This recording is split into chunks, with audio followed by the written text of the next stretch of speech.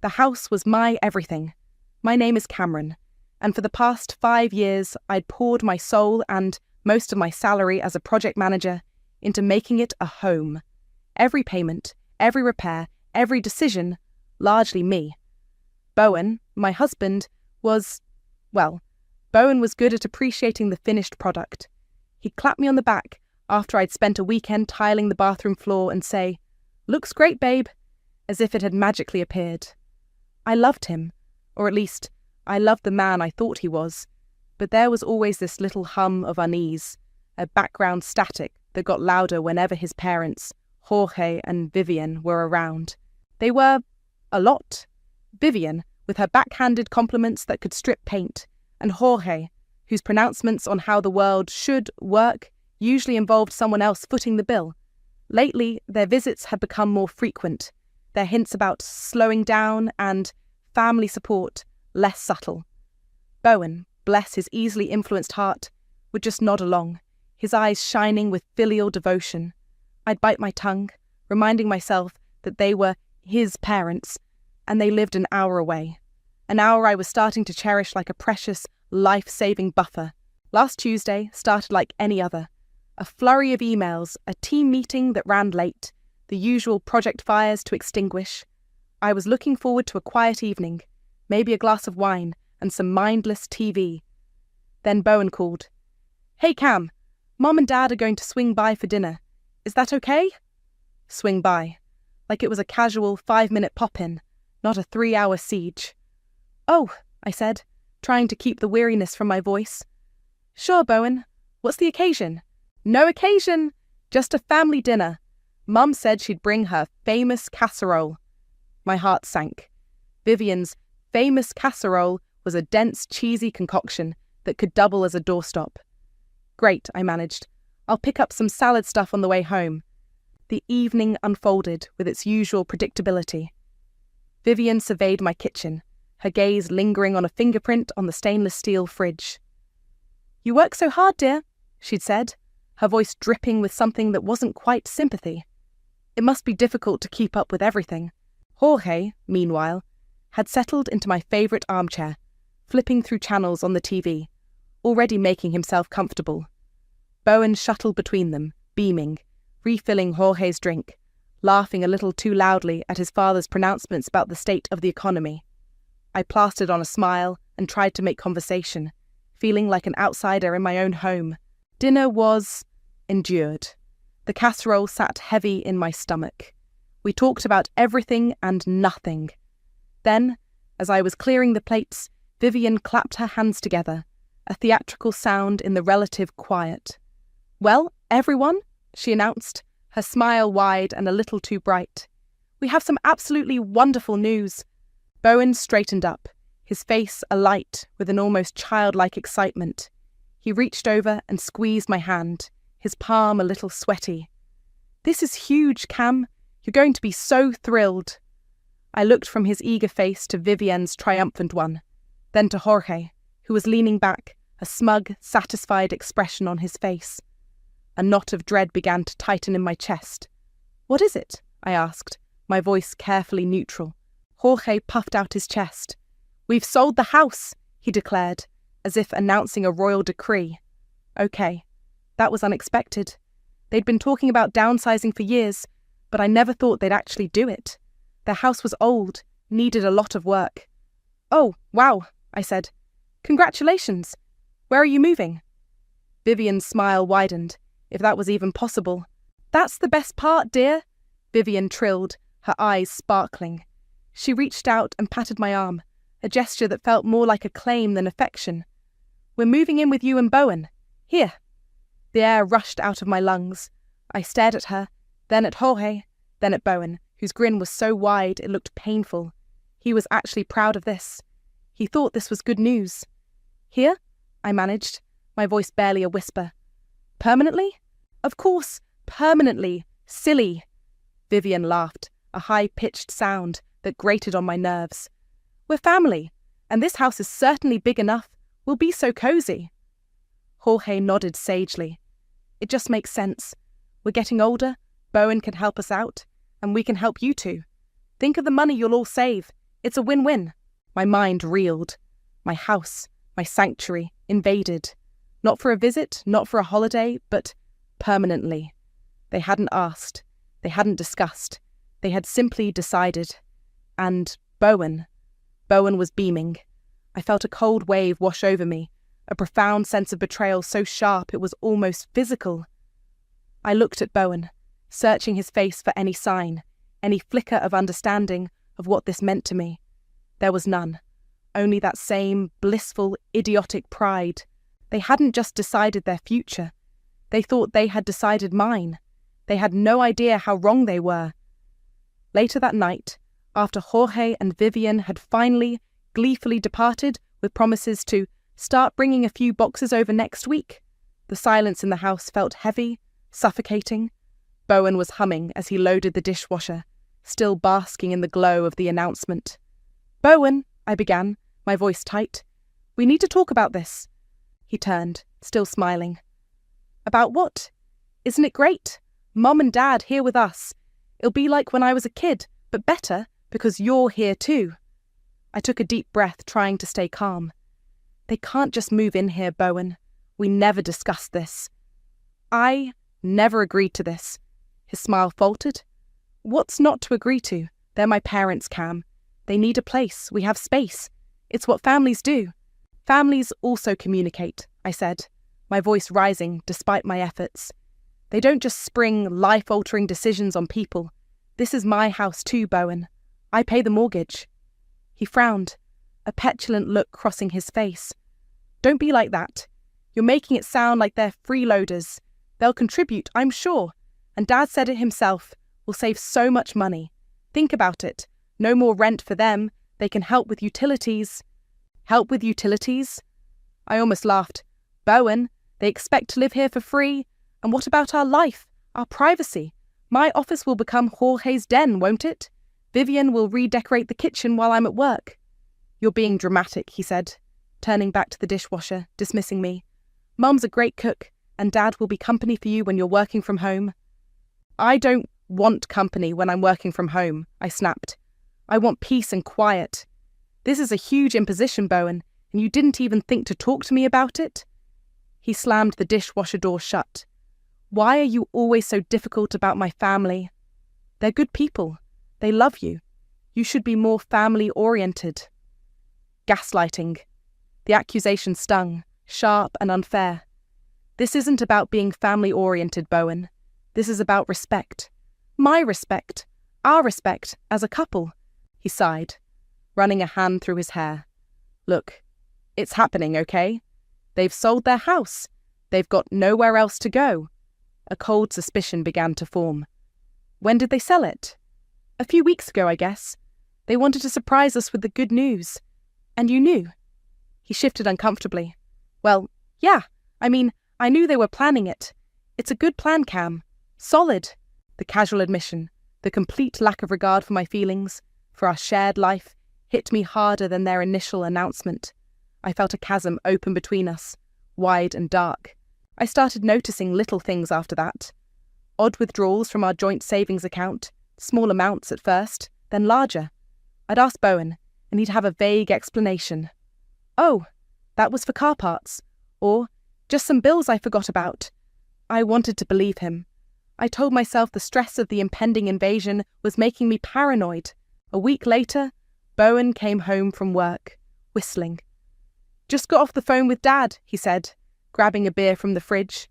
"They've given notice on their rental, and the movers are booked for 6 weeks from Saturday." He took a long swig. "It's all arranged, Cam. Don't make this difficult." Difficult, he thought. I was making this difficult. The coldness in my chest solidified into something hard and sharp. "Given notice on their rental?" I repeated, latching onto the phrase. "Bowen, they owned their house. You said they sold it." He waved a dismissive hand, already halfway to the living room. "Yeah, sold it. Rental, whatever. Point is, they're coming." He flopped onto the sofa and grabbed the remote. The casual lie, the utter lack of concern for the details, sent a fresh wave of unease through me. Something was very wrong here. More wrong than just an unwelcome extended family visit. That night, I couldn't sleep. Bowen snored softly beside me, oblivious. The phrase, "given notice on their rental," echoed in my mind. Why lie about something so trivial, unless it was part of a bigger deception? The small discrepancies in the joint account, the ones I'd tried to brush off as paranoia, suddenly felt more sinister. The next morning, as soon as Bowen left for work, I sat down at my laptop. My heart hammered against my ribs. I felt like a spy in my own marriage, but the gnawing suspicion wouldn't leave me alone. I logged into our online banking, my hands slightly trembling, the joint savings account. We diligently put money into it every month, our future fund. For renovations, big trips, emergencies. It was supposed to be a testament to our partnership. I started scrolling through the transaction history, going back further than I had before. 6 months, then 7. And there it was. Not just small, odd withdrawals, regular significant transfers, $1,000, $1,500, $2,000, every 2 weeks like clockwork for the past 6 months. Each one labelled simply, "Transfer to J. Rogers, Jorge." My breath hitched. Thousands, tens of thousands of dollars, siphoned from our savings. Our future, directly into my father-in-law's account. Bowen hadn't just known about them selling their house, he'd been actively funding them, bankrolling their transition into my life, my home. The betrayal was a physical blow, knocking the air from my lungs. This wasn't just about his parents moving in. This was a calculated, sustained deception. He'd been lying to me for months, smiling to my face while secretly undermining our financial security, our trust, everything we'd built. Or rather, everything I thought we'd built. A cold, methodical anger began to replace the hurt. The shock was still there, but it was now overlaid with a chilling clarity. This wasn't a misunderstanding. This wasn't Bowen being easily influenced. This was a deliberate, coordinated effort by him and his parents to manipulate me, to take what was mine, to dismantle my life for their convenience. My project manager brain, the part of me that thrived on spreadsheets and clear action plans, kicked into gear. The emotional storm receded, replaced by a steely resolve. They thought they had me backed into a corner. They thought I would just accept. Roll over. I picked up my phone, my fingers surprisingly steady as I scrolled to Natalie's number. My best friend since college, now a sharp corporate lawyer. She answered on the second ring. "Hey Cam, what's up?" Her cheerful voice came through the line. "Nat, I need to talk to you," I said, my voice low and urgent. "Something's happened. Something really bad." I laid it all out. The dinner announcement, Bowen's complicity, the lie about the rental, and finally, the devastating discovery of the secret transfers. Natalie listened patiently, the silence on her end punctuated only by my increasingly shaky breaths as I recounted the details. When I finished, there was a long pause. "Wow," she finally said, her voice devoid of its usual cheer. "Cam, this is beyond just them being awful in-laws. The financial stuff, that's serious." "I know," I whispered. "What do I do, Nat?" "First," she said, her tone shifting into professional lawyer mode, "you document everything. Every transfer, every date, every lie he's told you. Second, and I mean this, Cam, you need to see a specialist, a divorce lawyer, and you need to do it quietly. This isn't just about them moving in anymore." Her words hung in the air, heavy and final. A divorce lawyer. The thought sent a fresh jolt through me, but beneath it, a flicker of something else. Determination. Natalie was right. This wasn't just about stopping them from moving in. This was about extricating myself from a situation that was rotten to its core. This was about survival. Natalie's words were a splash of icy water, shocking but clarifying. A divorce lawyer. The term itself felt alien, something that happened to other people, not to me, not after only 7 years of marriage. But the evidence on my laptop screen, the cold, hard numbers detailing Bowen's betrayal, was undeniable. This wasn't a partnership. It was a heist, and I was the mark. "A divorce lawyer," I repeated, the words tasting like ash. "Are you sure, Nat?" "Cam, he's been systematically draining your joint savings to give to his parents, all while planning to move them into your house without your consent. What part of that sounds like a salvageable marriage to you? Her tone was blunt, but kind. You need someone who specializes in this, someone who can protect your assets, especially the house. The house. My house. The one I'd poured my heart and my earnings into. The thought of Jorge and Vivian settling into it, funded by my stolen savings, made my blood boil. Okay, I said, a new resolve hardening my voice. Okay, Nat. Can you recommend someone? I know just the person, she replied. Anna Miller. She's a shark, but she's fair, and she doesn't suffer fools. I'll text you her details. Call her today, Cam. Don't wait. I clutched my phone, Natalie's advice echoing in my ears. Don't wait. The sense of urgency propelled me forward. I spent the next hour meticulously printing bank statements, highlighting the transfers to Jorge. I made notes of dates, conversations, Bowen's flimsy excuses. It felt like preparing a case file, and in a way, I suppose I was.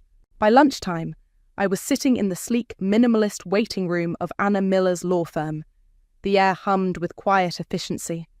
I felt strangely calm, a detached observer of my own life imploding. Anna was exactly as Natalie had described. Sharp eyes, a no-nonsense demeanour, and an aura of quiet confidence that was instantly reassuring. She listened intently as I laid out the whole sordid tale from the bombshell dinner announcement to the secret financial pipeline. I spread the bank statements on her polished mahogany desk, pointing to the damning evidence. She didn't interrupt, just nodded occasionally, her expression growing more resolute with each detail.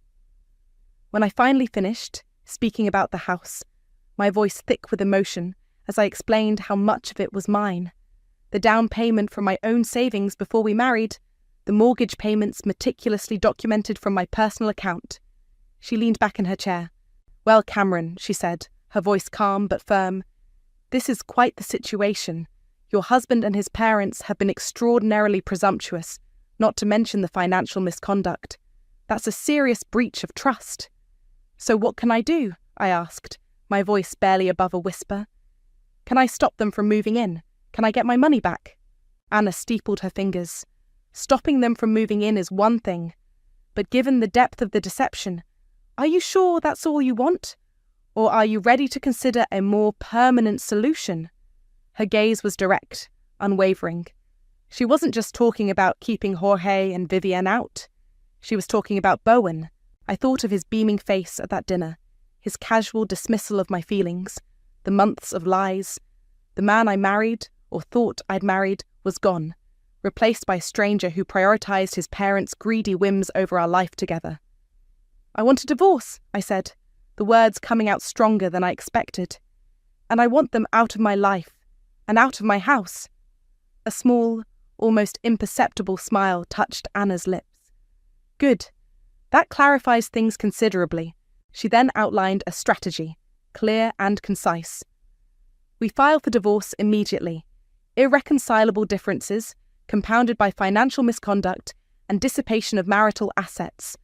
Regarding the house, you said the down payment was yours, pre-marital, and you've made the majority of the mortgage payments from your separate income?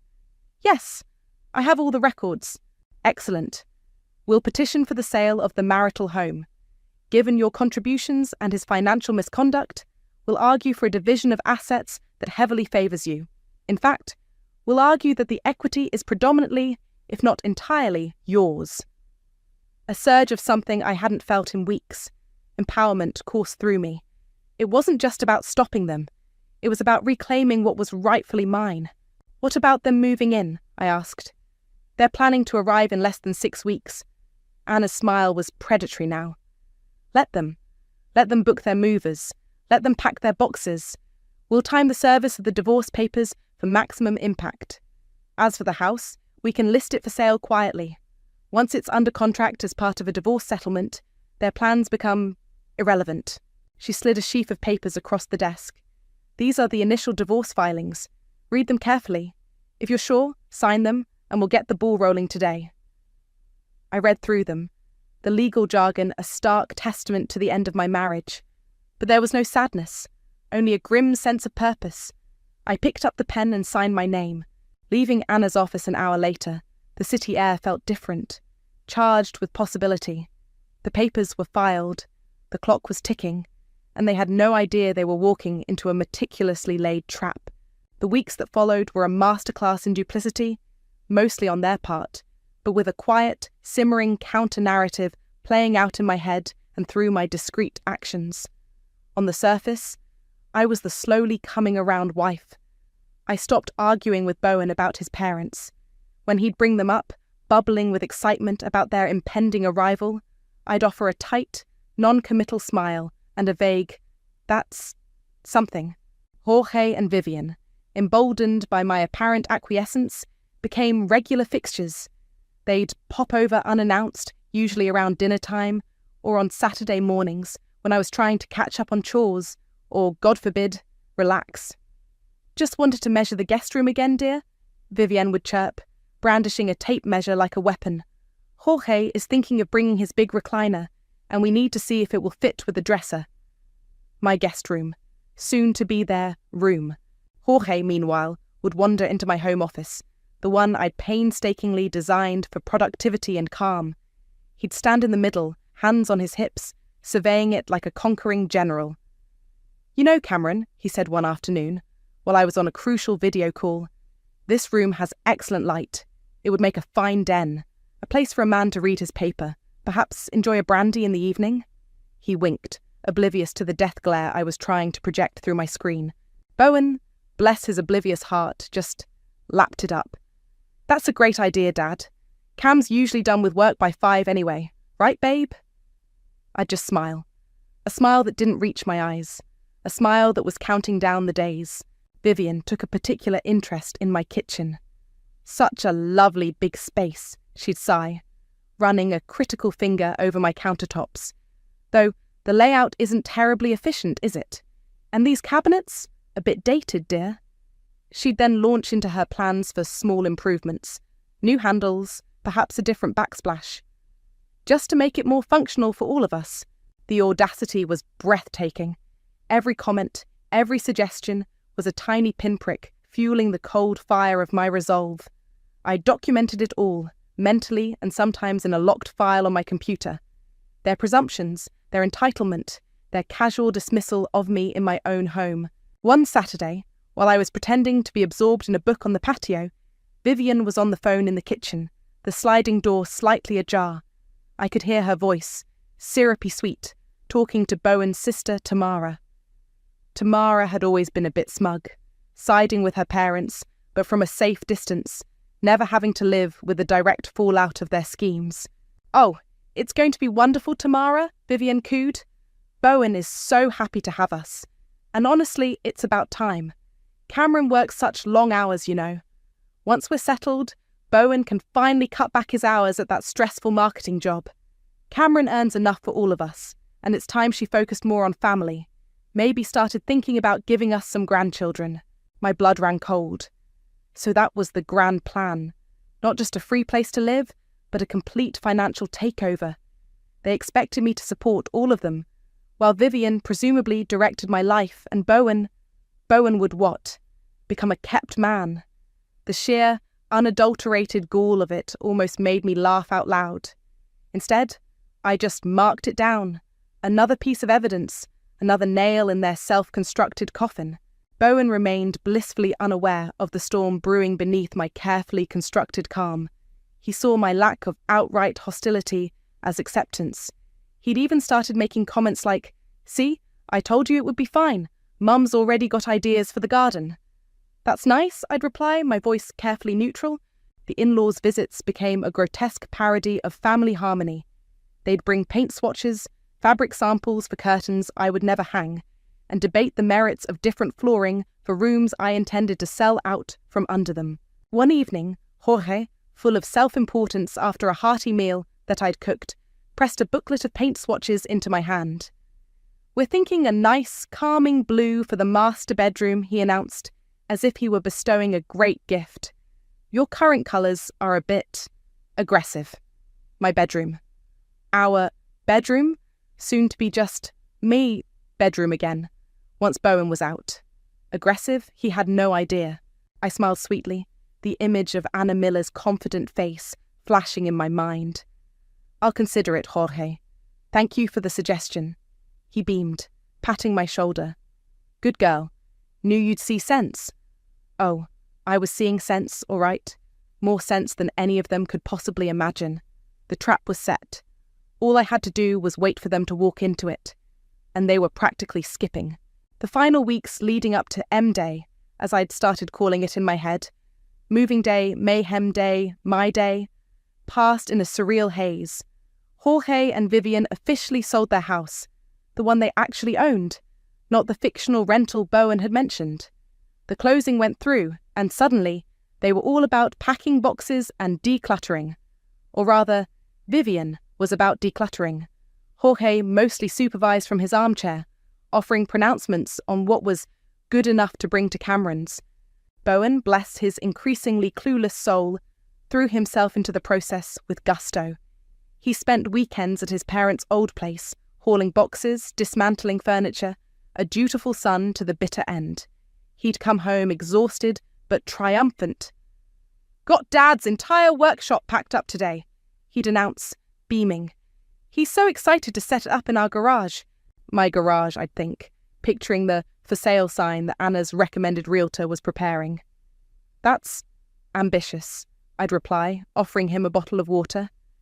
And Mum's sorted all her china. She's worried about it on the drive over, but I told her we'll pack it super carefully in my car. I just nodded, a silent movie playing in my mind. Vivian's face when she realised her precious china wouldn't be gracing my dining table. Anna called me midweek, her voice crisp and efficient. Just confirming, Cameron. All legal documents are filed and in order. The divorce petition, the motion for the sale of the house. The realtor has also confirmed the listing is live, discreetly for now, with photos taken when Bowen was at work last Tuesday. We've already had a couple of inquiries for showings, which we'll schedule post-revelation, of course. Post-revelation, I echoed, a shiver running down my spine despite the warm day. It sounds so dramatic. Well, Anna said, a hint of amusement in her tone. Given their plans, a little drama seems appropriate, don't you think? I did. I absolutely did. The Friday before M-Day, Jorge and Vivian insisted on a farewell to their old house dinner. They invited me and Bowen over. Their place was a chaotic landscape of half-packed boxes, bubble wrap, and dusty furniture outlines on the carpets. It felt like walking through the remnants of a life they were so eager to shed to take over mine. Dinner was take-out pizza, eaten on mismatched chairs, surrounded by their worldly possessions. The conversation, predictably, revolved around their brilliant future in my house. I was thinking, Vivian said, dabbing her mouth with a paper napkin. We could put that lovely antique mirror from the hallway in your entryway, Cameron. It would really open it up. And the big bookshelf from the study can go in the living room, Jorge added. Give it a more intellectual feel. Bowen nodded enthusiastically at every suggestion. It's going to be amazing, guys, like a whole new house. I picked at my pizza, a strange cocktail of anxiety and grim satisfaction churning in my stomach. I felt like an actor in the final scene of a play, knowing my lines, waiting for my cue. I just had to get through this one last charade. It certainly will be different, I said, managing a small smile. Later that evening, back in our soon-to-be quiet house, Bowen wrapped his arms around me from behind as I stood at the kitchen sink. See? He murmured, his chin resting on my shoulder. It's all working out perfectly. We're going to be one big happy family. His words, meant to be reassuring, sent a chill through me. He was so utterly convinced of his narrative, so completely blind to the reality I was about to unleash. I turned in his arms, forcing a smile that felt brittle. Tomorrow will definitely be a memorable day, Bowen. He grinned, kissing my forehead. The start of a great new chapter for all of us. Oh, it would be the start of a new chapter, all right. Just not the one he was expecting. I barely slept that night, my mind replaying the scene to come, the words I would say, the looks on their faces. It was a potent mix of fear and exhilaration. The end was near. M-Day dawned bright and clear, a painfully beautiful Saturday.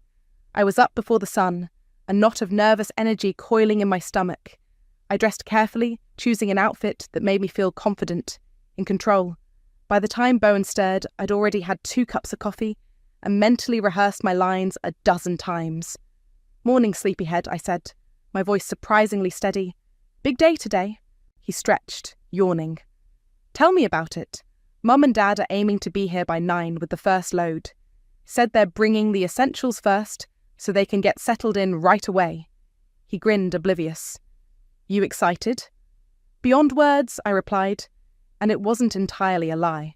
At precisely 8:57 a.m., their overstuffed minivan, trailing a small U-Haul trailer, rumbled up the driveway. Jorge was at the wheel, Vivian beside him, both beaming. Bowen practically skipped out the front door to greet them. I remained on the porch, a single, crisp white envelope held loosely in my hand. "There she is," Jorge boomed, climbing out of the van. "Ready for the reinforcements, Cameron?" Vivian rushed over to Bowen, giving him a hug. "Oh, darling, it's so good to be here. Finally." She then turned to me, her smile a little too wide. "You've no idea how much we've been looking forward to this, Cameron." "I think I have some idea," I said, my voice calm. Bowen, ever the eager beaver, was already at the back of the U-Haul, unlatching the door. "All right, let's get this show on the road. What's first, Dad? The recliner?" As he reached for the first heavy-looking box, I stepped forward. "Bowen," I said, my tone stopping him in his tracks. He looked up, surprised by the command in my voice. "Before you unload anything, I think you should read this first." I held out the envelope. He frowned, a flicker of confusion in his eyes. "What is it, Cam? Some kind of welcome card from Mum and Dad?" He chuckled, reaching for it. "Not exactly," I said. His fingers fumbled with the flap. Vivian and Jorge had paused, watching us with mild curiosity. The neighborhood was quiet. A bird chirped somewhere nearby. It felt like the calm before a hurricane. Bowen pulled out the folded papers. His eyes scanned the first page. I watched his face, a slow-motion capture of dawning comprehension. The colour drained from his cheeks, replaced by a sickly pallor. His smile vanished, replaced by an expression of utter disbelief. His hand, still holding the papers, began to tremble. "Cam, what is this?" he stammered, his voice barely a whisper. "It's a petition for divorce, Bowen," I stated clearly, my voice carrying in the still morning air. Vivian gasped, a hand flying to her mouth. Jorge's jaw dropped. "Divorce?" Bowen choked out, his eyes wide with shock, darting between me and the papers in his hand. You're divorcing me?" "Yes, I am," I confirmed. "And before your parents start unloading their belongings into my house, there's something else you all need to know." I took a steadying breath. This was it. This house was listed for sale last week as part of our divorce settlement. It's considered a marital asset, albeit one I have significantly more claim to, which my lawyer is handling. You all have 30 days to vacate the premises. That includes you, Bowen. Your personal belongings will need to be removed, within that time frame as well. The silence that followed was absolute, thick and heavy. Bowen stared at me, speechless, the divorce papers fluttering in his shaking hand. Vivian's face crumpled, her carefully constructed composure shattering. Jorge's face turned a dangerous shade of purple. Then Vivian shrieked, a raw, animalistic sound of pure outrage and thwarted entitlement. No, you can't do this. We've sold our house. We have nowhere to go." Jorge finally found his voice, sputtering with rage. "This is outrageous! You conniving little... This is our home now. Bowen, tell her." Bowen just stood there, a broken statue, his eyes fixed on me, filled with a mixture of horror and a dawning, terrible understanding. Their arrogant smiles, the ones they'd worn like badges of honor for weeks, had completely collapsed. In their place was raw, unfiltered shock, disbelief, and the terrifying realization that their grand plan, their comfortable future, built on my unwilling generosity, had just been spectacularly, irrevocably demolished. Jorge took a step towards me, his fists clenched. "You can't do this. This is our home now," he bellowed, his voice cracking. I raised an eyebrow, my carefully cultivated calm holding firm. "Actually, Jorge," I said, my voice cool and level, "I can, and it's not. The immediate aftermath was pure, unadulterated chaos. Vivian launched into a volley of accusations, her voice shrill. "How could you be so cruel, Cameron? After everything we've done for you, after we welcomed you into our family." "Welcomed me?" I asked, a humorless laugh escaping me. "You mean after you planned to colonize my house and live off my income without so much as a discussion?" Jorge, bypassing accusations, went straight for bluster. "You'll hear from our lawyer. This is illegal. You can't just throw us out on the street." "Actually," I said, pulling out my phone, "my lawyer, Anna, is expecting your call. Or rather, she's expecting you to try and call her bluff. She's very good at her job." I held up the phone. "Would you like her number now, or would you prefer to find it on the divorce papers Bowen is holding?" Jorge's face purpled further, but he didn't reach for the phone. He knew, I think, that he had no leg to stand on. Bowen finally seemed to snap out of his stupor. He looked from his parents' furious faces to my resolute one, the reality of the situation crashing down on him. "Cam, please," he begged, his voice cracking. "Don't do this. We can talk about it. We can figure something out." "Figure what out, Bowen?" I asked, my voice devoid of the warmth it once held for him. "Figure out how you can continue to lie to me and funnel our savings to your parents. Figure out how I can be happy with 3 uninvited, entitled house guests for the rest of my life. No, Bowen. The time for talking is over. You made your choices. Now I'm making mine." Vivian switched tactics, her face crumpling into tears. "But where will we go? We have nothing. You're destroying our lives," she wailed, clutching at Bowen's arm. It was a masterful performance, but I wasn't buying it. "You sold your house, Vivian. You have the proceeds from that sale. You're not destitute. You're just inconvenienced. And frankly, that's a consequence of your own making." Just then, as if on cue, a nondescript sedan pulled up to the curb. A man in a suit got out, holding a clipboard. "Cameron?" he asked. I nodded. "I have a formal notice to quit for Jorge Rogers, Vivian Rogers, and Bowen Graham." He stepped forward, handing a copy to a stunned Jorge, then to Bowen. "You have 30 days to vacate the premises, as per the legal statutes of this state." Vivian stared at the paper as if it were a snake.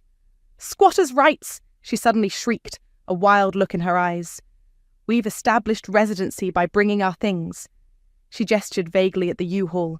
The process server, clearly unfazed, simply said, "Ma'am, these premises are subject to an active divorce proceeding and a court-acknowledged intent to sell. Attempting to remain beyond the notice period will result in trespassing charges and forcible removal by the Sheriff's Department. I'd advise you to consult with an attorney." He then tipped his head to me. "My work here is done." He got back in his car and drove away. The fight seemed to drain out of them then, replaced by a dawning, horrified acceptance. Their grand plan, so meticulously plotted, so arrogantly assumed, was in tatters. The silence was broken only by Vivian's ragged sobs and Bowen's quiet, defeated sniffles. Jorge just stood there, looking old and deflated, the bluster gone. Watching them, I felt not a shred of pity, only a profound sense of relief. The weight I'd been carrying for months lifted.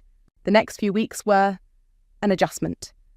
Bowen moved out within the week, taking his things to his sister Tamara's spare room, a temporary and reportedly very tense arrangement. Jorge and Vivian, after a few more days of desperate, futile phone calls to lawyers who clearly told them what Anna had already predicted, found a small, overpriced rental apartment across town. The U-Haul, which had sat forlornly in my driveway for 2 days, was eventually emptied into a storage unit. The house sold remarkably quickly, thanks to Anna's realtor, and a surprisingly hot market.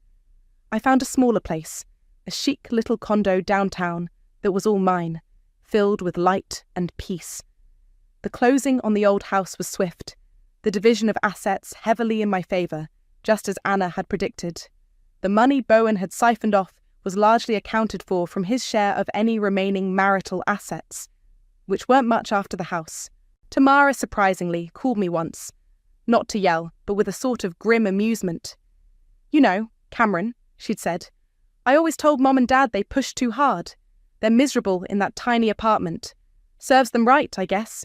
Bowen's a wreck, by the way, finally realizing what he threw away. I didn't feel triumph, not exactly. More like a quiet, settled satisfaction. I'd reclaimed my life, my finances, my peace of mind, sipping coffee in my new living room. Sunlight streaming through the large windows, I looked around at the space that was entirely my own.